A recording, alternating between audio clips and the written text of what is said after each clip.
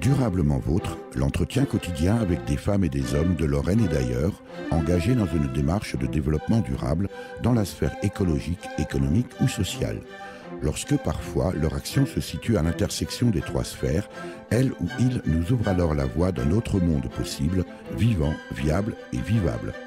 Durablement Vôtre, en partenariat avec les radios associatives de Lorraine. Aujourd'hui, nous évoquerons la permaculture, traduction française du concept de permanent agriculture en anglais, théorisé dans les années 70 par le biologiste australien Bill Mollison et l'essayiste tout aussi australien David Holmgreen, qui, et nous le verrons avec notre invité, ne se limite pas à un énième modèle agricole, mais va bien au-delà.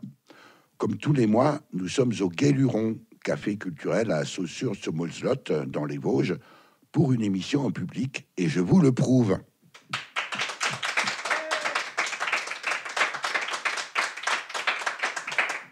Nous sommes avec le jardinier, permaculteur et artiste plasticien de l'association Une figue dans le poirier.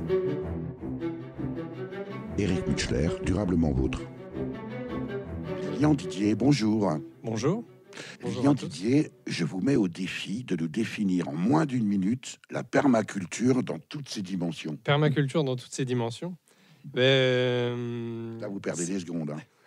Non, on peut faire beaucoup plus court. La permaculture, c'est un projet de vie. Et comme on l'a dit tout à l'heure, c'est pas juste un projet agricole ou vivrier, c'est un projet global, quoi. Et une fois qu'on met un doigt dans l'engrenage, on se rend compte que c'est un vaste monde et tout est à revoir sur notre société un petit peu malade, quoi. Pour autant, la base, c'est quand même l'agriculture. Ça a démarré comme ça, oui. Par essayer de produire la nourriture de manière beaucoup plus responsable et soutenable, donc sans épuiser les ressources des générations futures. Pour autant, on a déjà des concepts comme l'agriculture biologique, par exemple. Oui, bien sûr, oui. Qui évite certaines choses, qui peut éviter les gros dégâts, donc qui évite d'utiliser les produits phytosanitaires, tous les traitements, désherbants, pesticides, etc. Mais la permaculture va beaucoup plus loin dans sa manière de penser. En fait. Bon, c'est bien. Je l'ai dit en introduction, vous êtes jardinier, permaculteur et artiste plasticien de l'association Une figue dans le poirier. Créations artistiques, aménagements naturels et plantes en tout genre étaient en harmonie dans la commune du Girmont-Val d'Ajol samedi dernier. Regroupant près de 350 espèces végétales, c'est dans un petit coin de verdure qu'est né le jardin de vie expérimental et entièrement comestible de l'association Une figue dans le poirier. C'est un jardin qui est plus un lieu de vie, un lieu de rencontre, un espace où on se retrouve tous ensemble, tout âge confondu. Et voilà, pour partager et vivre des choses ensemble sur ce lieu et se réaliser à travers soit la découverte naturaliste ou alors la création artistique. On est dans un jardin qui vise à observer ce que fait la nature à l'état sauvage dans les forêts. Et on essaye de les réintroduire ou de les laisser se réinstaller dans le jardin. Donc là, c'est mon rôle de trouver un équilibre entre la nature sauvage et ce qu'on a envie d'y mettre, donc des plantes, ici en l'occurrence des plantes comestibles. Le but du jardin, c'est de montrer qu'on peut créer une abondance alimentaire tout en respectant le vivant qui était déjà en place avant qu'on arrive. C'était un extrait d'un reportage diffusé sur Vosges Télévisions le 1er juin 2016 à l'occasion de l'inauguration du jardin qui avait eu lieu quelques jours auparavant, le 28 mai 2016 pour être précis. Une figue dans le poirier. Quel drôle de nom, Lilian Didier. Quel drôle de nom, oui. Ce nom est apparu... on l'attendait, en fait. On a passé du temps à chercher le nom, enfin, de ce jardin, de cette association qui porte le projet. Et puis, c'est venu comme une évidence. Ma compagne chantait une chanson, il y a une pie dans le poirier. J'entends la pie qui chante, la fameuse chanson. Et j'adore modifier les paroles. Donc, on en arrivait à une figue dans le poirier. Et puis, on s'est dit, et pourquoi pas ? Et ce nom est sorti d'un moment inattendu et il montre bien à quel point les possibilités sont infinies, en fait. le fameux pourquoi pas. Et pourquoi pas, on pourrait... En même temps, quand on voit votre logo, on se dit que c'est plutôt un poirier dans une figue, non? Ouais, c'est ça, c'est un jeu. En tout cas, ça marque Tout est lié, quoi. Ça marque les esprits. Aujourd'hui, une figue dans le poirier, Lilian Didier, c'est une association. Comment s'est né le projet et quelle est la nature même de ce projet? Le projet, il est né de deux personnes, donc moi et ma compagne, on est les deux personnes à l'initiative de ce projet, les deux porteurs de projet. Donc on y réfléchit on a commencé à y réfléchir il y a maintenant presque 10 ans. Donc de pouvoir un jour ouvrir un jardin au public. Au départ, on était plutôt sur un jardin d'ornement comme on les connaît. Et puis, moi, en développant ma fibre artistique, on voulait y ajouter la fibre artistique. Et puis, au gré des rencontres, on a évolué petit à petit jusqu'à en arriver à la permaculture. Et là, on s'est dit, mais oui, c'est ça. C'est ce projet global qu'on veut faire. C'est pas un seul ingrédient. C'est pas juste un jardin zen. C'est pas juste un jardin d'ornement. C'est pas juste un jardin de curé ou juste vivrier. C'est tous les ingrédients dans la même marmite, quoi. C'est ça qu'on... Alors, aujourd'hui, c'est bien un jardin, malgré tout. En tout cas, un espace. Quelle est la surface aujourd'hui de ce jardin, Lilian Didier? Alors, le jardin, il s'étend sur 1,5 hectare environ, 15 000 mètres carrés. On a la chance d'avoir un terrain très riche en diversité. Donc, autant des zones très sèches sur de la roche, des zones humides, de la forêt. On a un peu tous les cas de figure, ce qui permet d'expérimenter beaucoup de choses. Alors, nous sommes à Girmont, Val d'Ajol, c'est dans les Vosges. Pourquoi ce terrain-là et aujourd'hui, quel est le statut? Bon, évidemment, c'est porté par une association, mais ce terrain vous appartient, Lilian Didier. Alors, quand j'ai dit Lilian Didier, c'est l'association Une figue dans le poirier, bien sûr. À l'image de l'association, notre projet s'est construit avec une vision globale aussi. On a imaginé un projet, nous, personnellement, un projet familial, dans lequel on intégrait donc mes parents. Donc un projet à 3 générations avec notre fille. Les parents, c'est pour les sous? Non, c'est une aide, bien sûr. Ça a été une aide au lancement. C'est un projet à plusieurs. Et, disons que dans notre société, on vit de manière très individualiste. Et on s'est dit, ce projet-là, si on doit le construire, il faut imaginer un autre futur. Et ça en fait partie. Donc il n'était pas question d'imaginer un avenir où mes parents vieillissant et on essayait de trouver une esquive au système des maisons de retraite, etc. Voilà. Donc on a construit ce projet-là ensemble, puisqu'on était plus forts tous ensemble, pour l'accès au terrain, effectivement, mais c'est mes parents qui sont propriétaires, et ils mettent à disposition le terrain, une partie du terrain, pour réaliser le projet. Et puis voilà, donc on vit de manière... solidaire, on essaye de ressouder la famille parce qu'elles sont maintenant souvent éclatées, quoi. Donc nous on essaye de faire le mouvement inverse, quoi. Enfin, même plus on essaye, on a réussi. Autant je vous ai demandé de présenter la permaculture tout à l'heure, comment pourriez-vous présenter aujourd'hui le projet? Le terme de projet me gêne puisque c'est une opération qui est effective. C'est bien là, oui. Une figue dans le poirier à Girmont, Val d'Ajol, Lilian Didier. Alors, l'association Une figue dans le poirier, elle a pour premier but donc la création de ce jardin qui s'appelle Une figue dans le poirier. Et dans ce jardin-là, comme la permaculture est censée répondre à tous nos besoins, nous, il faudrait décrire tous les ingrédients qu'on a mis dans cette fameuse marmite, donc le jardin d'une figue dans le poirier. Donc, on y crée des événements culturels pour le bien-être social, pour se retrouver sur des temps positifs, etc. On y développe des projets d'autonomie, des projets d'ateliers d'autonomie, pardon. On accueille les enfants de l'école alternative qui vient d'ouvrir là en septembre cette année 2017. Que nous sommes impatients d'aller voir. Voilà, donc on les accueille une demi-journée par semaine au jardin, donc c'est conséquent. Et on a tout un projet avec eux en construction. Et on est à l'écoute des enfants. On construit leur année en fonction d'eux et pas en fonction d'un programme. Et puis ce jardin produit également. Ce jardin produit, donc c'est une forêt comestible. C'est un jardin en permaculture, donc c'est une forêt comestible qui s'étend sur environ 1 hectare, sur l'hectare et demi. Donc d'ici 10 ou 15 ans, on aura une abondance de fruits et légumes qui devrait être plutôt impressionnante, quoi. D'autant que les enjeux de la permaculture, Lilian Didier, c'est ça. Les océans sont en train de mourir. On est en train de perdre entre 40, 50, 60, 70% des espèces en quelques décennies. Si on ne fait rien, nous disparaissons, ainsi que tous les grands végétaux, les grands animaux. Toutes les cultures anciennes qui ont disparu ont, à un moment ou à un autre, épuisé leurs ressources. Est-ce que c'est maintenant le moment de faire des choix pour la vie? Qu'est-ce qu'on va faire avec cette vie? Parce qu'elle est courte, elle est précieuse. On a entendu parler de la permaculture. Donc je dis, super, voilà, je vais apprendre à faire un potager correctement, avec des bonnes techniques, tout ça.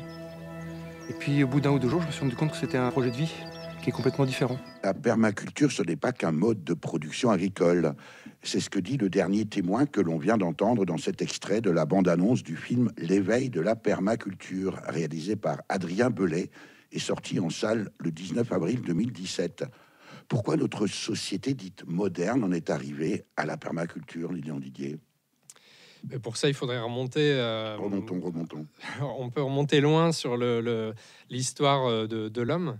On pourrait remonter carrément jusqu'au premier jour où on s'est approprié le feu. Donc là, c'est peut-être un petit peu loin. On peut revenir 10 000 ans en arrière sur les premiers moments où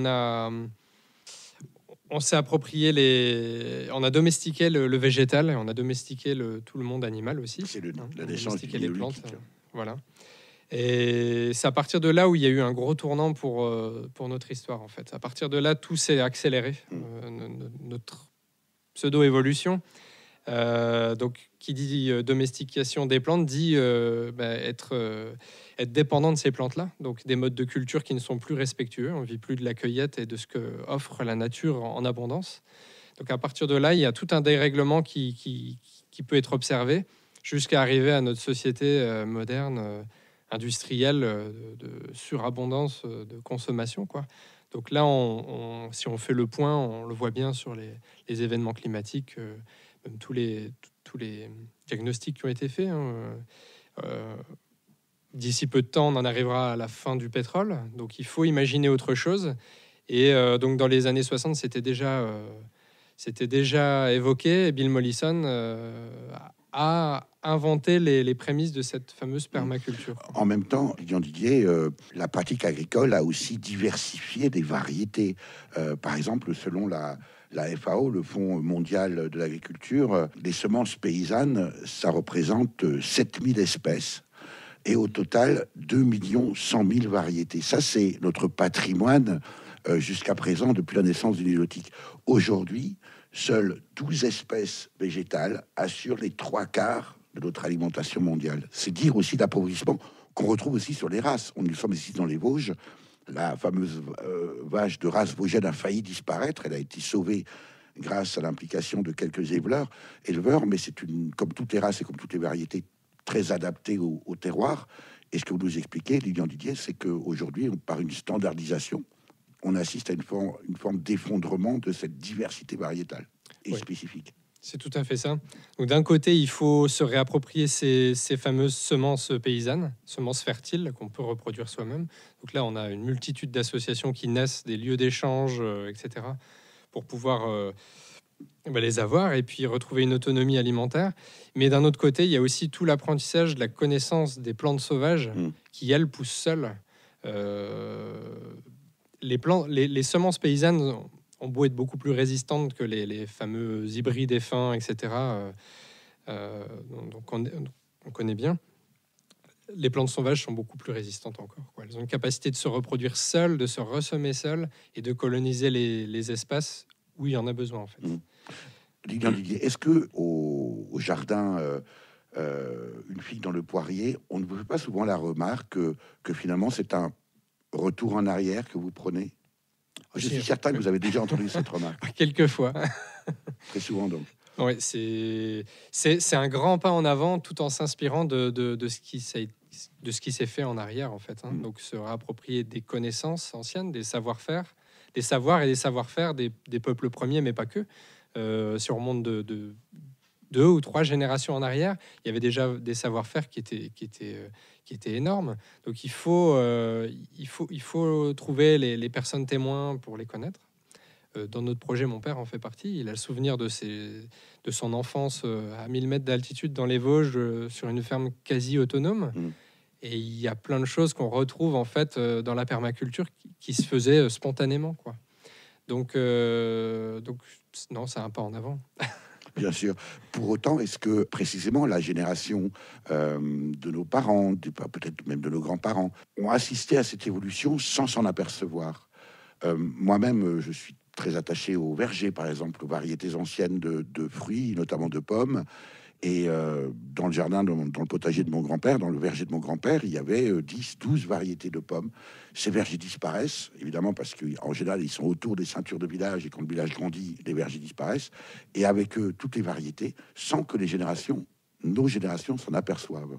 En effet, il y a des vergers entiers qui disparaissent. Là, on en voit le long des routes, des arbres fruitiers tombés de vieillesse. Mais d'un autre côté, nous, on est en lien étroit avec les pépiniéristes, donc producteurs de plantes fruitières. Et ils n'ont jamais autant vendu de plantes fruitières. Et ils en arrivent à inverser les pourcentages. Ils vendaient, il y a 10 ans, ils vendaient beaucoup plus de plantes d'ornement, juste pour l'esthétique. Et là, ça s'inverse. Les pourcentages s'inversent. Voilà, donc il y a une vraie tendance au retour de produire soi-même la nourriture. Lilian Didier, la nature et le jardin, ce n'est pas seulement durant les belles saisons. L'hiver aussi a son hymne.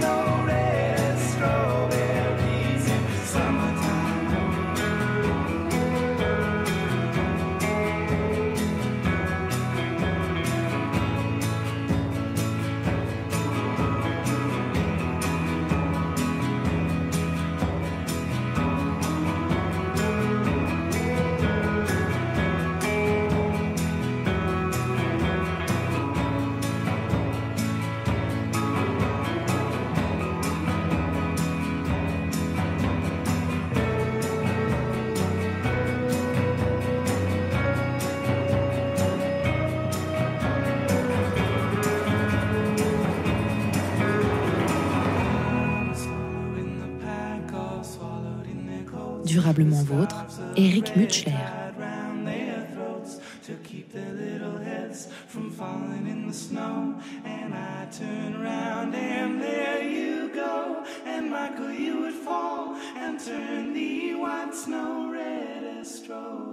White Winter Hymnal par le groupe américain Fleet Fox, que l'on pourrait traduire par Meute de renards, paru sur l'album éponyme, sorti en 2008. Le groupe originaire de Seattle pratique du baroque harmonic pop et le magazine Rolling Stone le compare aux Beach Boys ou à Crosby, Stills and Nash.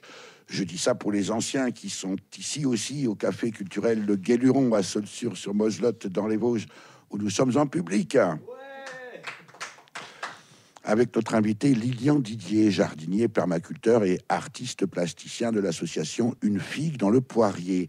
C'est à Girmont, Val d'Ajol, dans les Vosges. Il y a une très belle esthétique dans cette jolie chanson, Lilian Didier, un peu comme en permaculture. C'est ça, c'est une musique tout droit sortie des forêts. Hein. C'est tout à fait ça, je pense qu'ils sont très inspirés.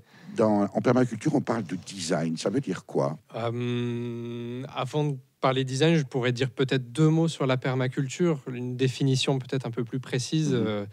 Donc, pour resituer la permaculture, comme on l'a dit, elle est là pour... donc, c'est à la fois une science, c'est à la fois des éthiques, c'est à la fois une philosophie, c'est à la fois des techniques pour répondre à tous nos besoins de manière soutenable, autonome. J'allais dire, on peut ajouter autonome. Voilà. Oui, oui. Il y a toute une liste de mots qu'on pourrait ajouter. Hein. C'est une démarche anti-mondialisation. En quelque sorte, oui. On vit avec le monde, mais différemment. Mais donc le design en permaculture, c'est la part c'est la part plutôt conception. Donc si on voulait remplacer ce mot, il en faudrait 4 en fait. Donc c'est à la fois concevoir, planifier, aménager et réaliser le projet. Donc c'est pas que concevoir, réaliser, aménager, etc. La part vivrière, ça vaut aussi pour le corps social. Comment va vivre le corps social sur un lieu donné? Donc le design n'a rien d'esthétique du tout. C'est vraiment une réflexion, une organisation, une planification du projet en fait, du groupe qui va vivre.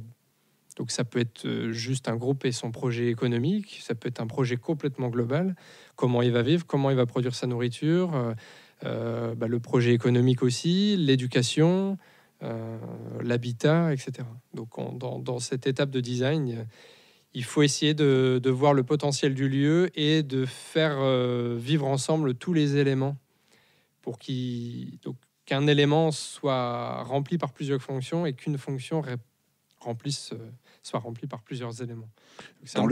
C'est un casse-tête. Faire un design en permaculture, ça peut être on s'approche lentement du cœur du sujet, Lilian Didier. Dans le jardin, une fille dans le poirier, est-ce qu'il y a des animaux? Il y a des animaux, on commence à en intégrer.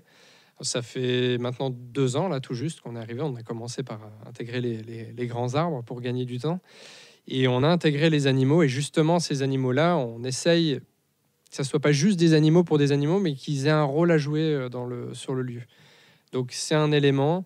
Et donc, dans le futur, par exemple, ces animaux-là seront quasi intégrés aux serres de culture, en fait. Donc, pour illustrer, les animaux génèrent de la chaleur. Donc, cette chaleur-là peut être bénéfique pour la serre de culture. Et la serre de culture elle cumule de la chaleur pendant la journée. Elle peut la redistribuer aux animaux. Donc, par exemple, nos poules pourraient pondre un peu plus d'œufs, bénéficier de ça. Et voilà, donc tout est lié. On entend beaucoup aujourd'hui parler de permaculture. Alors, dans votre cas, pour le jardin, une fille dans le poirier, ça semble très construit, très designé, si je puis dire, avec un projet très réfléchi. En même temps, on voit aussi des choses un peu marginales, où il y a beaucoup de théorie, peut-être peu de pratique. Et ma grand-mère cultivait ses légumes. Et elle avait un potager fabuleux à côté de la maison, avec un verger à côté, les poules et les lapins, et sa maison d'habitation. Et puis l'eau de WC était donnée aux cochons. Est-ce qu'elle faisait de la permaculture sans le savoir? Oh bah bien sûr, oui. Bon, après, il a fallu mettre un mot pour qu'on parle tous à peu près de la même chose, mais les générations... Si on remonte à 1 ou 2 générations en arrière, ils pratiquaient, bien sûr. Rien n'était perdu, aucune énergie n'était perdue. Chaque déchet était revalorisé parce que c'est logique. Mais est-ce que vous reconnaissez qu'il y a un phénomène un peu de mode aujourd'hui dans le terme permaculture, où beaucoup se revendiquent de permaculture, même si on plante 3 tomates au sommet d'un immeuble? Disons qu'en France, la permaculture est très, très axée sur le jardinage. Donc c'est vrai qu'il y a des résumés qui sont faits. Permaculture égale but pérenne ou permaculture égale paillage, etc. Oui, et puis culture sur but. Voilà. Et l'aspect global est souvent négligé sur Internet principalement. Mais bon, ça bouge. Il y a énormément d'initiatives et de lieux comme le nôtre qui sont en train d'émerger, qui deviennent des vitrines un peu de ce qui peut se faire, quoi. Vous parlez d'esthétique, Lilian Didier. Andy Darlington parle aussi, lui, d'éthique. Il est permaculteur, éleveur bio de brebis et arboriculteur sur 20 hectares à Sougraigne, dans l'Aube, depuis 1986. Je n'ai malheureusement pas retrouvé la source de cet extrait, mais écoutez ce qu'il en dit. Le point de départ, pour moi, ce serait un départ éthique. Donc, comment créer un système qui est complètement responsable et éthical, parce qu'on peut faire de l'agriculture biologique, on n'a pas besoin d'avoir une nécessité d'éthique derrière. Il y a plein de gens, malheureusement, qui font ça uniquement pour le profit, et c'est dommage. Mais aussi de mettre en œuvre tous les facteurs naturels. Donc, l'utilisation sur place des ressources sur le site, c'est un énorme point en faveur de la permaculture. Parce que quand vous installez ici pour faire du bio, entre guillemets, peut-être vous disent, moi je vais faire des cochons ou moi je vais faire des chèvres. Mais en fait, la permaculture, c'est que moi je veux vivre dans un lieu, observer le lieu, lui écouter et puis décider qu'est-ce qui est bon pour le lieu. Et puis, est-ce qu'il y a quelque chose dans ce qui est bon pour le lieu qui peuvent me rendre moi un bénéfice qui éventuellement me permet de vivre. Et ça c'est très important. Que vous suggère le propos d'Andy Darlington, Lilian Didier? Il illustre tout à fait la précédente partie sur le design. Là, on n'est pas l'homme égoïste qui veut à tout prix réaliser son souhait, etc. Mais là, on vit avec les éléments, avec ce qui nous entoure et on compose avec. Il y a quelque chose d'intéressant aussi dans son propos, Lilian Didier, c'est quand il parle d'agriculture biologique, où finalement, ça ne suffit pas. C'est bien, mais ça ne suffit pas. Quelque part, l'agriculture biologique se définit comme une agriculture pratiquement conventionnelle dont on retirerait des choses, l'apport d'engrais, l'utilisation de pesticides. Visiblement, la permaculture s'approche presque plus d'une philosophie de vie, après tout. C'est aussi une philosophie, oui, bien sûr. C'est des éthiques, une philosophie, et une science. C'est un projet complet et bien construit, quoi. Alors, on va revenir, bien sûr, au jardin Une figue dans le poirier. Où en êtes-vous aujourd'hui, concrètement? Alors, donc là, 2 ans, on a planté, au niveau de la forêt comestible, on a planté environ 500 plantes comestibles, donc arbres, arbustes confondus. Ça, c'est un projet de Lilian Didier et de sa compagne, ou c'est un projet de l'association? C'est un projet de l'association. C'est l'association qui porte ce jardin. Combien d'adhérents aujourd'hui? On est une quarantaine, je pense. Là, l'assemblée vient d'être faite, donc c'est pas encore stabilisé. Mais ça ne fait qu'augmenter. On a énormément de soutien de personnes qui ne sont pas forcément adhérentes, en fait, des gens qui s'impliquent dans l'association sans forcément adhérer. Pour nous, le principal, c'est de faire sa part. C'est pas forcément d'être adhérent sur le papier, mais donc voilà, la forêt comestible est plantée. On a déjà créé énormément d'événements sur le lieu. Il y a beaucoup d'intérêt. On est bien intégré sur le territoire. Dans notre commune, on a été accueillis à bras ouverts. Justement, vous n'avez pas été perçus comme des martiens?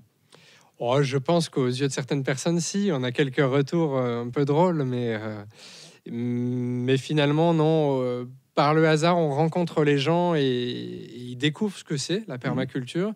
Ah non, finalement, c'est pas des hippies venus de je ne sais où. C'est bien construit, ça a l'air solide, et ils font pas n'importe quoi. Donc non, il y a un vrai intérêt et de belles discussions. La forêt comestible est en place? Elle est en place. On apportera certaines choses. C'est pas qu'une forêt comestible, en fait. Elle est censée répondre à tous nos besoins. Donc, elle est là aussi pour produire notre bois de chauffage, produire du bois d'œuvre si on a besoin, d'éventuelles futures constructions. Là, on a planté l'hiver dernier déjà des mélèzes, des douglas pour une éventuelle construction dans 15-20 ans. Donc, on se projette loin à l'avenir. Mais en tout cas, à l'heure actuelle, acheter un replant de mélèzes, ça coûte presque rien, quelques centimes, alors que son prix dans 20 ans, il n'est pas le même. Donc, autant faire ce geste-là tout de suite. En plus, on reforeste, on envoie des racines dans le sol. Donc, c'est tout bénef, j'ai envie de dire.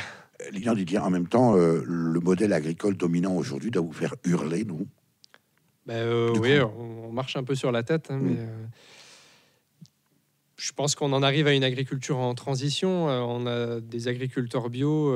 Nous, on a eu la visite, d'ailleurs, je peux témoigner, au jardin d'agriculteurs des plaines de Lorraine, donc des céréaliers, qui font un bilan catastrophique de leurs pratiques durant les 30-40 dernières années.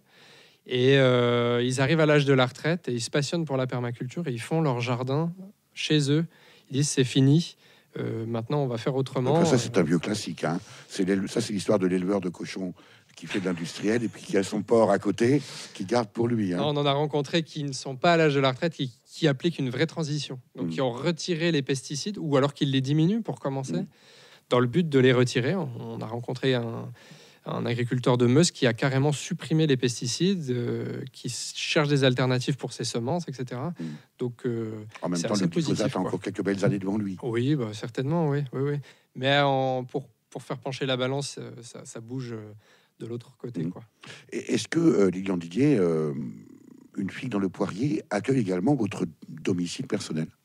Oui, on vit collé au jardin presque. Ouais. Le jardin collé à la maison. Pas. C'est ça. Lilian Didier, on avait coutume de dire que le père plante pour le fils. La récolte des fruits, notamment, on parlait tout à l'heure des vergers, évidemment, se fait de génération en génération. Là, vous prenez un terrain qui n'a pas forcément été marqué par cette empreinte générationnelle. Comment vous faites ? Ce terrain-là, il avait son histoire. Hein. C'était de la pâture de poney et de la production de sapins de Noël. Donc on était un peu loin. Mais bon, il y a des atouts. Là, on a vendu quelques sapins de Noël pour faire un petit peu de trésorerie pour l'association. Et on a planté. Donc oui, il faut bien commencer. Donc nous, on a imaginé la forêt en 2 temps. Une première forêt comestible, nourricière, etc., pour notre génération à nous. Et on imagine semer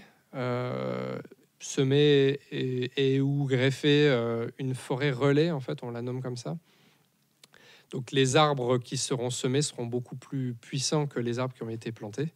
Et là, c'est la forêt qui viendra prendre le dessus. Et celle-là, au lieu d'être sur une échéance de 30 ou 40 ans, on sera plutôt en siècle, si c'est possible.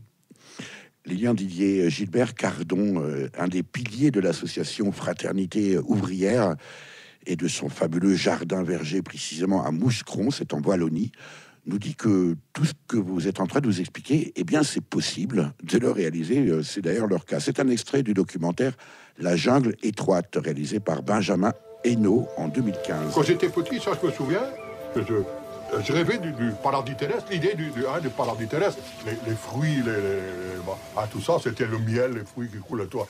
Les idées, là, on avait, là. On se promenait dans le paradis terrestre, on avait qu'à ouvrir la bouche pour que ça tombe dedans. Moi, c'est ce que j'ai essayé de faire quand j'étais adulte. Et je trouve que si on veut réaliser, faudrait réaliser. Essayer, en tout cas, de réaliser les rêves quand on était petit et adolescent. Et c'est possible. Donc c'est possible. Les gens abandonnent leurs rêves, leurs idées, ils deviennent malheureux comme tout. Alors que c'est possible. En tout cas, nous, on essaie de rendre ce rêve possible. Durablement vôtre, Éric Mutschler. Avez-vous déjà été au jardin verger de Mouscron, Lilian Didier, et est-ce que c'est un modèle pour l'association Une figue dans le poirier à Girmont-Val d'Ajol ? Oui, bien sûr, on s'y est rendu l'année dernière. C'était pas possible de passer à côté parce que c'est un beau témoignage. Et puis le personnage vaut le détour. Un pèlerinage, là, oui. On est allé visiter un deuxième lieu qui a à peu près le même nombre d'années, donc le jardin d'Yvonne et Steve Page, qui étaient formateurs en permaculture dans le Limousin. C'est 2 jardins qui ont entre 35 et 40 ans. Donc là, on a un vrai recul sur le potentiel de la forêt comestible. Et... J'aimerais que vous reveniez précisément, Lilian Didier, sur ce concept de forêt comestible. Donc la forêt comestible, c'est un lieu où effectivement on va produire notre nourriture, mais comme je disais tout à l'heure, pas que. Moi, je préfère l'élargir sur tous nos besoins, qu'elle réponde au maximum à nos besoins. Et dans cette forêt comestible-là, on va faire vivre énormément de diversité de plantes sur des espaces restreints. On va essayer de les associer les unes aux autres, qu'elles vivent non plus en concurrence, mais en symbiose. Et pour ça, donc, les arbres, les arbustes, etc., vont être plantés presque... ça va être une forêt multi-étagée, au maximum des possibilités qu'offre le lieu, parce qu'on n'est pas dans le sud. Le maximum de la lumière. Voilà, on n'est pas dans le sud de la France, on n'a pas le même taux d'ensoleillement. Donc on va plutôt faire une culture légèrement étalée pour les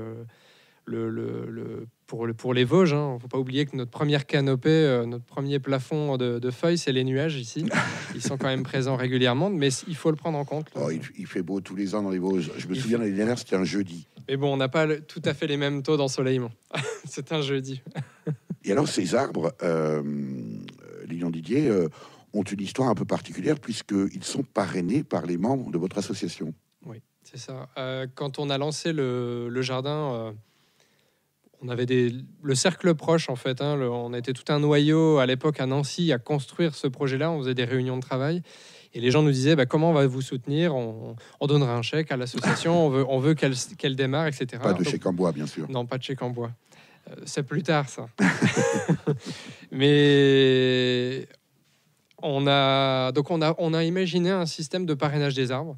Donc n'importe qui peut choisir sur la liste des végétaux plantés ou qui vont être plantés dans la forêt comestible de financer, par exemple, un pommier, je sais pas quel, le pommier patte de loup, on va dire. Et donc la personne le finance. Et cet arbre porte le prénom du parrain ou de la marraine ou d'une personne de son choix. Donc au jardin, on a des arbres de vie, de naissance, des arbres d'amour, des arbres de souvenirs pour des personnes qui ne sont plus là. Et ce qui forme, c'est même plus qu'une forêt comestible, c'est une forêt humaine aussi, et solidaire, puisqu'elle a été construite grâce au soutien des gens également. Lilian Didier, les adhérents qui participent, qui sont adhérents, par définition, à l'association Une fille dans le poirier, quelle est leur motivation? Parce que c'est votre projet personnel, vous disiez, vous et votre compagne, mais une association qui vient se greffer, sans mauvais jeu de mots, sur votre propre projet. Quelle est leur motivation? C'est vrai que c'est intimement lié avec notre projet de vie, bien sûr. Mais sans notre projet de vie, l'association aurait du mal, enfin le jardin aurait du mal à prendre l'ampleur qu'il a aujourd'hui, parce qu'on est quand même à plein temps tous les deux, moi et ma compagne, sur le lieu du jardin. Ma compagne plutôt sur le développement, la communication, etc., la programmation. Mais on a toute la part sociale du projet, en fait. Retisser du lien sur le territoire, échanger les savoir-faire, etc. Et c'est sur cette part-là, je pense que les adhérents ont envie de s'impliquer, en fait, sur le tissage de liens. Est-ce que l'idée, c'est pas aussi un peu de, finalement, miser pour voir si ça marche? Sur la partie vivrière ou sur le projet global? Non, parce que moi, dans ma tête, c'est clair et net, ça va fonctionner. C'est même plus un projet, c'est notre vie. Et il n'y a aucune raison que ça ne fonctionne pas. On a vécu de cette manière-là pendant des millénaires. On fait que se réapproprier ce qui a été fait. Donc, on imagine l'avenir autrement, mais là, on voit pas qu'est-ce qui pourrait arrêter ce jardin. En même temps, est-ce que c'est un projet de niche, Lilian Didier, une espèce de parcelle de paradis perdu dans un monde totalement déshumanisé actuel, ou est-ce que on peut imaginer que la permaculture change complètement le monde de demain? C'est le projet même de la permaculture. Effectivement, à l'heure actuelle, ça peut être perçu un peu comme un paradis terrestre, comme dit Gilbert Cardon, mais c'est une vitrine d'un paradis terrestre. Peut-être. Et on espère que ces jardins-là, comme le nôtre, vont faire des petits. Et puis c'est le cas, c'est ce qui est en train de se passer. La permaculture, Lilian Didier, c'est aussi un moyen de lutter contre le réchauffement climatique, parce qu'on sait que la mer monte.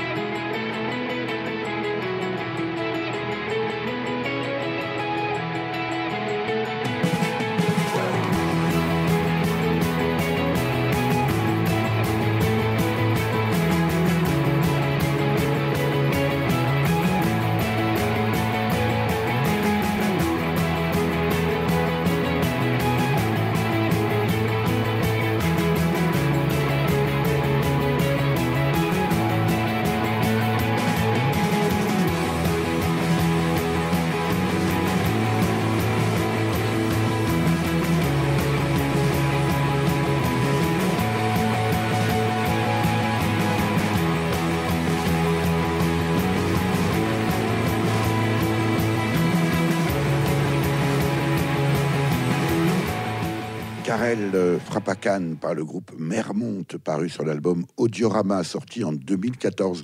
Pourquoi le choix de ce titre, Lilian Didier? Parce que c'est un morceau de leur composition. Enfin, quasiment tous les morceaux de leur composition sont très positifs, je trouve, et joyeux. Donc, moi, je l'imagine comme une musique de l'avenir, quoi. Dynamique et positif, quoi. Bon, écoutez, on ne demande qu'à vous croire. Lilian Didier, vous êtes jardinier, permaculteur et artiste plasticien à l'association Une Figue dans le Poirier à Girmont-Val d'Ajol, dans les Vosges. Pardonnez-moi la brutalité de ma question, c'est votre métier? C'est mon métier. Moi, je suis jardinier paysagiste de formation. C'est-à-dire, précisément? Donc, j'ai fait des études pour l'entretien et la conception de jardins, donc à l'école de Reville-aux-Chênes, dans les Vosges. À ce moment-là, Lilian Didier, c'était dans la perspective d'être paysagiste, je veux dire conventionnel, parce que c'est un métier très vaste. Ça va depuis l'aménagement de jardin au passage régulier de la tondeuse. C'est ça, oui. C'est un métier très, très complet. Ça a été au départ un choix un petit peu par défaut, en fait. Mon adolescence, je voulais être artiste. Mais mes parents m'avaient laissé le choix de choisir mon métier. Donc c'était décidé, je voulais dessiner. Point, c'est tout. Je faisais à peu près que ça à l'école, d'ailleurs. Et ma conseillère d'orientation à l'époque m'a dit non, c'est pas possible. Impossible, il faut choisir autre chose. Et vu que j'étais libre de faire mes choix, je me suis tourné vers autre chose. Donc j'ai pris un métier en lien avec la nature et avec quelque chose d'artistique. Et donc je suis arrivé paysagiste. Et alors la dimension artistique, sous quelle forme? C'est dans le travail de paysagiste que vous l'avez exprimé? Au départ, oui. Pendant mes 4 années d'apprentissage et puis mes quelques années comme salarié, j'essayais de m'amuser comme je pouvais avec l'esthétique des jardins. Mais c'était pas assez complet, donc tout au long, c'est comme ça qu'on a rêvé de notre création de jardin, un jardin à notre image. Remarquez, tout à l'heure, on a écouté le propos de Andy Darlington, qui lui a une licence d'astrophysique, et c'est lui qui s'est reconverti en permaculture parce qu'il a été en quête de sens. Vous voyez que vous n'êtes pas le seul. Et alors, vous avez été salarié pendant quelques années dans, on dit le paysagisme, je ne sais pas si ça se dit. Oui, c'est ça, comme paysagiste, jardinier paysagiste, oui. Un peu pour une entreprise, et puis après j'ai été salarié indépendant donc à Nancy. On a vécu à Nancy pendant 8 ans, et jusqu'au moment où on a imaginé le retour dans les Vosges pour la création de ce fameux jardin. Et alors comment c'est né ce projet? Parce que voilà, on se lance pas dans une telle aventure comme ça sur un coup de tête. Vous avez l'air d'avoir la tête sur les épaules, Lilian Didier. Comment c'est né très précisément? De tout notre parcours, j'ai envie de dire. Ça a été une réflexion tout au long. Il y a eu des tentatives qui ont échoué, que ce soit financièrement ou des lieux qui ne convenaient pas. Et la seule fois où ça n'a pas échoué, c'est celle-ci. Et parce que tous les ingrédients étaient réunis pour que ça fonctionne. Vous avez quel âge? J'ai 29 ans. Et le parcours de votre compagne est similaire au vôtre? Alors elle, pas du tout. Non, pas du tout. Elle était plutôt bonne élève. Elle dessinait pas à l'école. Mais non, elle est diplômée d'un master en histoire et d'une licence en histoire de l'art. Il faut au moins ça pour faire de la permaculture. Voilà. Pour monter les dossiers, pour présenter le projet, faire la communication, etc. Il y a des atouts. Et elle a été guide médiatrice donc au musée Lorrain, dans un des musées de la ville de Nancy. Et donc elle s'occupe plutôt de toute la part communication, et puis la part pédagogique ou non pédagogique avec les enfants. Aujourd'hui, Lilian Didier, vous vivez de l'association, en tout cas de l'activité de l'association Une Figue dans le Poirier? L'association nous permet en partie de vivre. Donc on peut produire notre nourriture sur le lieu, ce qui est déjà énorme. Et après, il y a différentes choses dans notre vie. Notre mode de vie a été entièrement designé en fait pour que ça soit solide. L'invité de Durablement Vôtre, coup de gueule ou coup de cœur?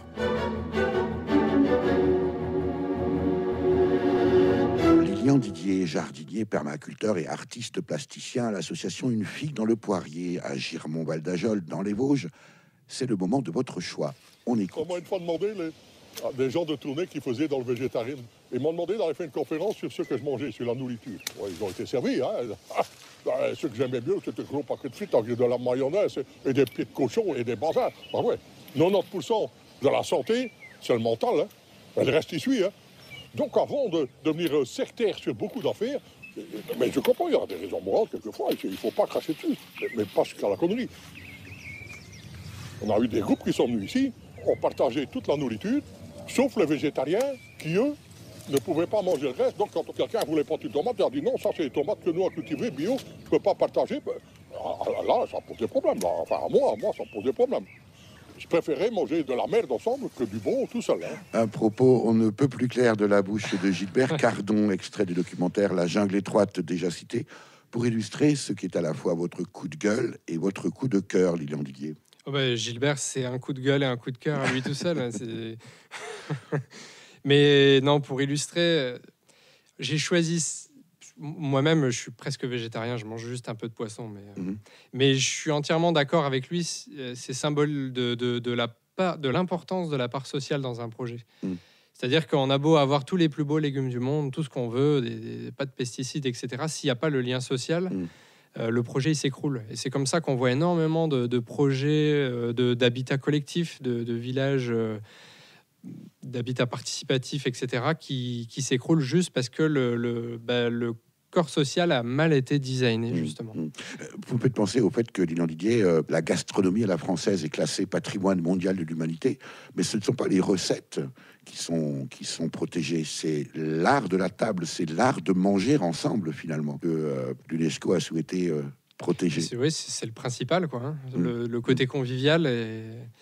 Donc là, c'est vraiment ça. Et Gilbert, en l'ayant rencontré et en ayant échangé avec Benjamin Hainaut, qui a réalisé ce fameux documentaire, il dit vraiment, lui, c'est sa priorité, quoi. Tisser du lien et après, le reste suivra, quoi. En même temps, est-ce que on n'est pas aussi un peu ce que l'on mange, finalement? Est-ce que, d'ailleurs, il suffit de voir aujourd'hui les fast-food, on va dire les jeunes, allez, on va les stigmatiser avec leur iPhone ou leur smartphone en train d'avaler plus de la nourriture que de s'alimenter. Le lien social, là, il n'y a plus de lien social du tout. Non, effectivement, c'est un coup de gueule, hein. C'est aussi un coup de cœur, mais effectivement, je suis persuadé que mieux on mange, plus on peut tisser de liens. Et c'est intimement lié, en fait. Les deux démarches doivent se faire en même temps. Mais voilà, trop de projets ont négligé En même temps, Gilbert Cardon, là, il pointe également une forme d'extrémisme en parlant des végétariens. On a connu les végétariens, après les végétaliens, après les véganes, je ne sais pas ce qui viendra après, je pense qu'il faut arrêter de respirer. Mais c'est aussi une façon pour lui de pointer cette forme d'extrémisme. Oui. On le retrouve aussi dans la permaculture, en fait, hein. Avec des solutions, des pilules miracles qui sont annoncées sur Internet, sur YouTube notamment, des recettes miracles pour le jardin qui ne fonctionnent pas. Les gens les essayent. Et pourquoi ça ne fonctionne pas? Parce que chaque jardin, on devrait développer une technique pour chaque jardin presque. Et chaque jardinier jardine à sa manière. Donc tout est dans la nuance, je pense. Et pour la nourriture, c'est pareil, hein. Donc il n'y a pas de façon de faire toute faite, il n'y a pas de recette à suivre. Il faut observer, quoi. Est-ce que les enfants qui viennent en visite, on peut dire à la fille dans le poirier, qu'est-ce qu'ils expriment prioritairement quand ils viennent chez vous, Lilian Didier?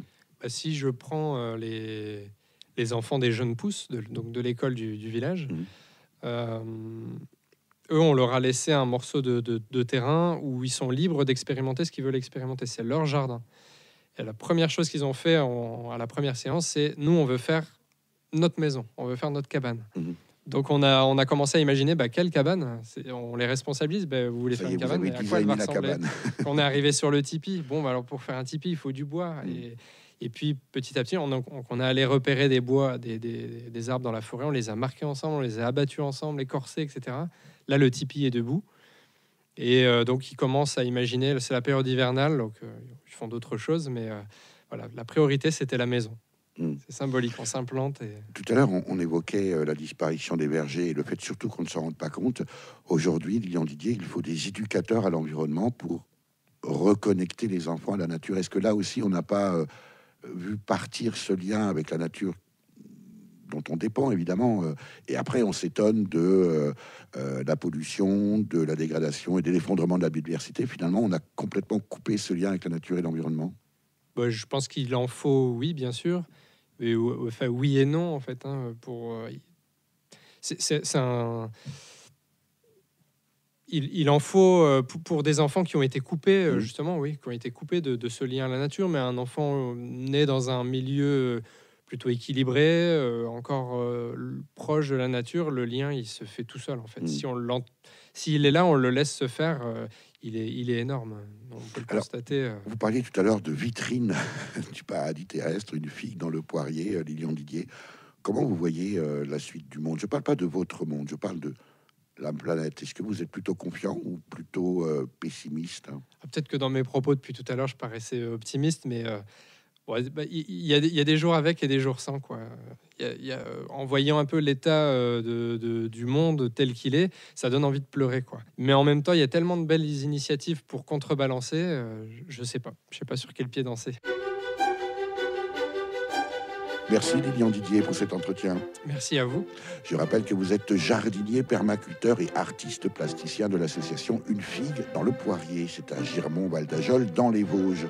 Pour en savoir plus sur l'association, rendez-vous sur le site www.unefiguedanslepoirier.fr et vous êtes également présent sur les réseaux sociaux. Comme tous les mois, cette émission a été enregistrée en public au Gué-Luron, café culturel à Saulxures-sur-Moselotte, dans les Vosges, et nous les remercions pour leur accueil. La date et l'invité du prochain enregistrement seront indiqués sur le site www.leguéluron.com. L'entrée est libre et gratuite, dans les limites des places disponibles, bien sûr. Et quand je dis que l'émission est en public, c'est qu'elle est en public. Voilà, merci public, merci aussi à Véronique Olivier pour la technique. Vous pouvez réécouter cette émission dès la semaine qui suit sa première diffusion sur le site www.durablementvôtre.fr.